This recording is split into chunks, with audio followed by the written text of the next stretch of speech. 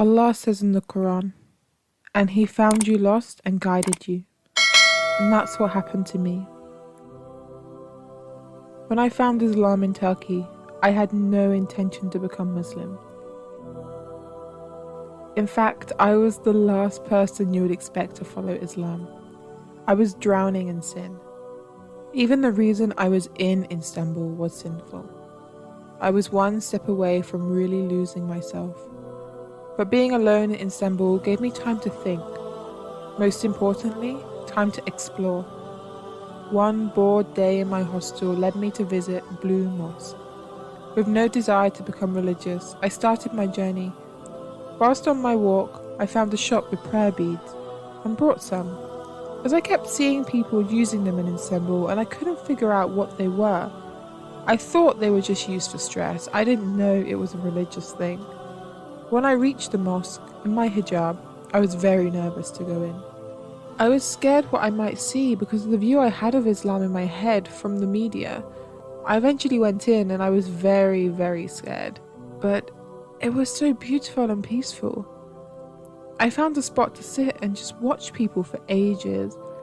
I felt all my anxiety leave and I just sat there. After a while, I googled what to do with prayer beads and I started to use them in the mosque. I did tasbih for around an hour.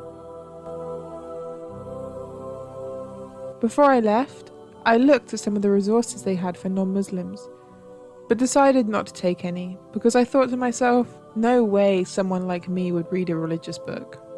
I was drowning in sin and I thought religions were medieval, so I didn't take anything and I just left. But as I was leaving the mosque, I heard the azan for the first time. It was so loud and powerful that it just made me stop in the street. I couldn't move. It was like Allah was calling me. Suddenly I looked down and realized my phone that was on 50% battery had died and I started to panic and I felt a sudden ease. My hostel was really far from the mosque and I had no way to get back, but I said to Allah, if you're real, help me get back. I pulled the prayer beads from my pocket and I started to do tasbih. I eventually arrived back at the hostel and I wasn't even feeling stressed. I found an English copy of the Quran there and I started to read.